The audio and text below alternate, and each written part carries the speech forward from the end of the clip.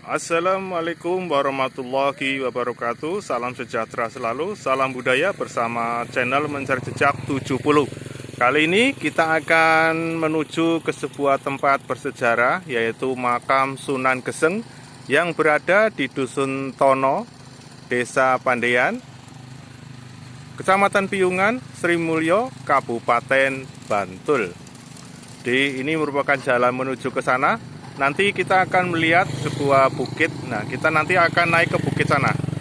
Bukitnya di atas sana. Nah, di sana bukit sana. Nanti kita naik di atas puncak bukit itu, nanti ada makam dinamakan dengan makam Sunan Geseng.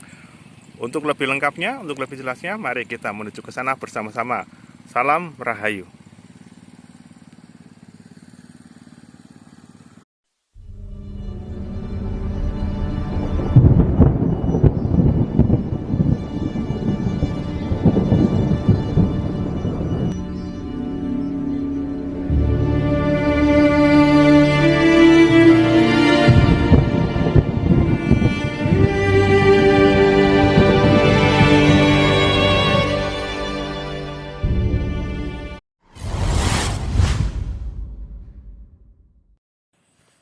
Ya, para pemirsa yang budiman, yang selalu setia menemani tim Mencari Jejak 70 kemana saja, khususnya bersama channel Mencari Jejak 70.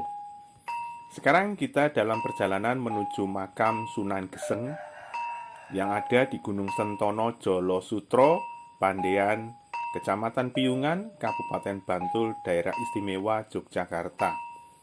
Di puncak gunung itulah makam beliau Sunan Geseng itu berada atau dimakamkan.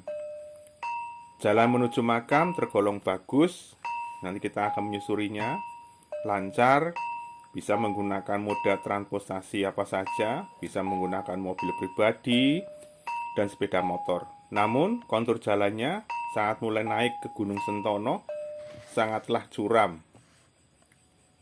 Paling tepat kita menggunakan sepeda motor sampai ke wilayah makam. Untuk mobil lebih baik sampai di wilayah bawah saja. Jika dipaksakan naik, maka akan sulit sekali bagi yang belum berpengalaman menuju makam. Banyak tikungan pendek, tajam. Jadi tikungannya itu sangat naik sebentar, nanti tikungannya pendek. Jadi sulit bagi yang pengalamannya sangat pas-pasan sekali tentang jalan berkontur seperti itu, bisa berbahaya. Makam ini tergolong makam tua dan di sini banyak sekali atau ratusan makam yang ada, baik makam di dalam lingkungan tembok makam Sunan Geseng maupun yang di luar tembok. Ada sebuah cerita menarik mengapa channel Mencari Jejak 70 meliput sebuah batu besar di pinggir jalan. Di situ kan ada filmnya, tepat di depan makam Sunan Geseng ini. Dulu di tahun 1993 Mencari Jejak 70 pernah KKN, kuliah kerja nyata kampus di tempat ini. Zaman dulu masih 3 bulan. Jadi Gunung Sentono itu merupakan salah satu wilayah dari Dusun Pandean, tepatnya sebagai RT 04 Dusun Pandean Sri Mulyo, Piyungan, Bantul. Namun sekarang lebih dikenal masuk wilayah dari Jolo Sutro. Di tahun 1993 Mencari Jejak 70 sering datang di makam ini untuk berdoa saat malam. Namun kondisi makam sangat jauh berbeda. Dahulu jalan di depan makam hanya bisa dilewati sepeda motor saja. Ya, tepatnya sebagai jalan setapak untuk mencari pakan, ternak, dan sebagainya. Dan yang sangat menarik adalah batu besar di depan makam Sunan Geseng ini dulu itu tidak pernah bergeser. Artinya memang dari dulu sampai sekarang itu tidak pernah bergeser. Dan batu ini mempunyai energi supranatural ataupun energi metafisika yang cukup kuat. Sampai Mencari Jejak 70 suka sekali dekat dengan batu tersebut. Sampai saat Mencari Jejak 70 berkunjung kali ini pun, di saat kita meliput gambar di tahun 2022 awal Januari, batu ini masih saja memancarkan energi uniknya, walaupun agak berkurang kekeramatannya. Ya, dan banyak lagi cerita yang yang lain lah soal batu besar itu. Karena Menjadi 170 pernah KKN di situ sampai 3 bulan. Makam Sunan Geseng dahulu di pojokan belakang ada pohon asam tua yang kita ketahui ya, besar dan banyak cerita-cerita uniknya soal pohon asam itu. Ada yang mengambil nggak bisa keluar dari makam tersebut. Sekarang makam ini sudah sangat rapi dan bersih sekali, jauh dari keadaan dahulu. Ya, semoga semakin baik dan banyak dikunjungi oleh semua khalayak se-Indonesia. Lalu yang Sunan Geseng itu siapa? Menurut cerita yang ada dan juga cerita turun-temurun bahwasanya nama asli beliau adalah Cokrojoyo. Itu asalnya dari Bagelen, Purworejo, Jawa Tengah. Dari sekitar 75 km dari kota Yogyakarta. Antara 70 sampai 75 km dari kota Yogyakarta. Namun ada juga yang meyakini jika beliau itu berasal dari Sragen, Jawa Tengah. Ya, kita sisihkan dulu tentang perbedaan ini. Namun kita ceritakan saja alur ceritanya. Bagaimana beliau dari sosok yang biasa saja bisa berubah menjadi seorang sunan, dan ilmu kedikdayannya pun diakui. Menurut cerita, dulu beliau itu merupakan penderes kelapa atau penyadap nira kelapa. Itu air yang dipotong itu, nanti keluar airnya, itu dideres. Beliau mengambil penyadap nira air kelapa itu setiap hari. Nah, saat mengambil itu, beliau hobinya sambil nyanyi Jawa. Ya, namanya apa? Kelontang, kelantung, tukang, terus dan sebagainya.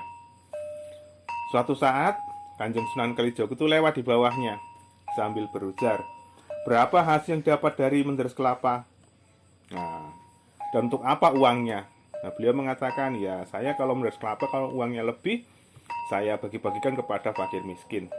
Nah, ini yang menarik.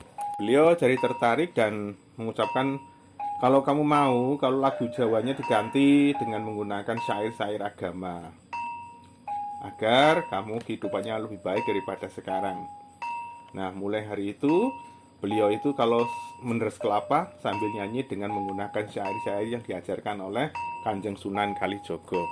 Dan betapa kagetnya setelah dia selalu menggunakan teknik seperti itu, cara-cara seperti itu, saat dia itu menderes kelapa dan airnya dimasukkan ke dalam tempatnya setelah dimasak, semua gula kelapanya menjadi batangan emas. Nah, ini yang menarik. Beliau akhirnya mengejar perjalanan daripada Sunan Kalijogo dan meminta supaya dijadikan sebagai murid Sunan Kalijogo.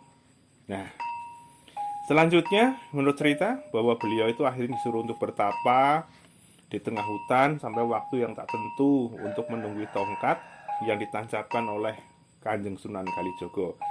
Tunggulah kamu di sini, nanti setelah saya pulang, kamu akan saya panggil. Nah, saat Sunan Kalijogo pulang dari bepergian berbulan-bulan, itu lama itu, beliau ingat jika punya murid yang sedang bertapa di tengah hutan. Dan didatangilah tempat itu, ternyata tempatnya sudah menjadi semak belukar. Nah, bingung, untuk memudahkan pencarian, dibakarlah semak-semak tersebut. Nah, setelah padam, Ki Cokrojoyo baru kelihatan dengan tubuh yang gosong sekali. Setelah beliau dibersihkan dengan menggunakan air sendang. Kalau orang cerita ada yang mengatakan sendang panguripan, karena air sendang yang dipakai untuk menghidupkan. Badannya masih tetap hitam walaupun sudah bersih, maka beliau disebut sebagai Sunan Geseng. Selanjutnya, beliau diwisuda oleh Kanjeng Sunan dan diajari dengan ilmu-ilmu tentang keislaman yang lebih sempurna.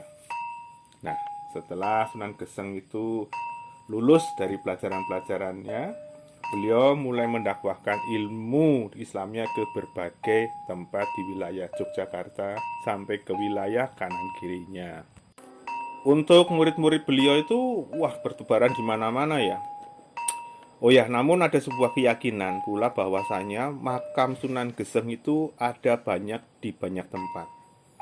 Ada yang meyakini makam beliau ada di sini, di Jolosutro Piungan, daerah istimewa Yogyakarta. Ada juga yang meyakini bahwa beliau ada di Magelang, Jawa Tengah. Ada pula yang meyakini di Tuban, Jawa Timur.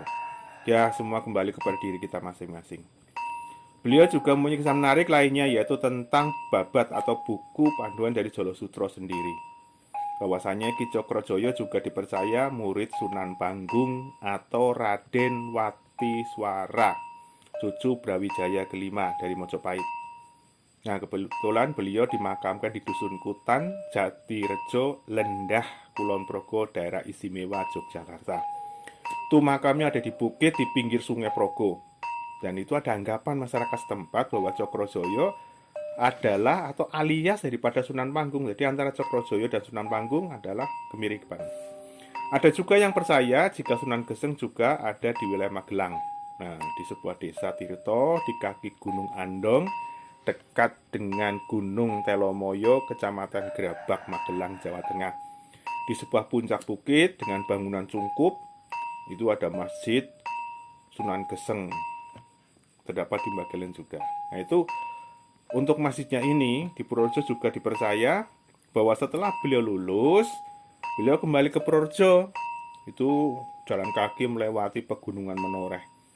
Nah, menarik laginya ini salah satunya adalah daerah Teganing, dekat Waduk Sermo.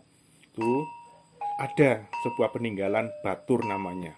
Itu beliau meninggalkan petilasan atau pondasi calon pondok pesantren yang sedianya akan beliau bangun namun tidak jadi.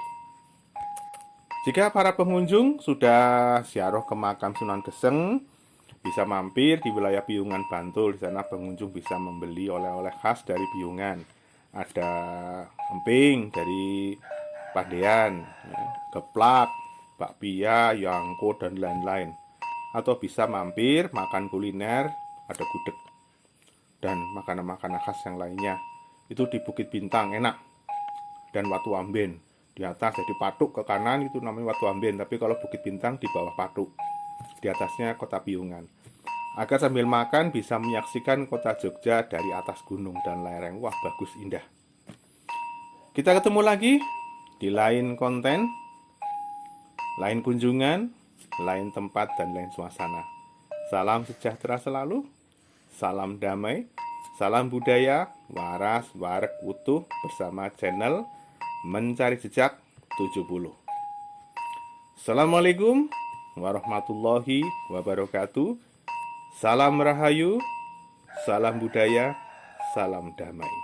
Oh ya, jangan lupa subscribe lo ya, dan like-nya, agar kami semakin berkembang. Dan kami akan mencari tempat-tempat yang sekiranya akan memberi kita masukan-masukan yang lainnya agar kita tambah wawasan tentang budaya dan sejarah kita. Karena bangsa kita terkenal bangsa penuh dengan budaya. Salam dan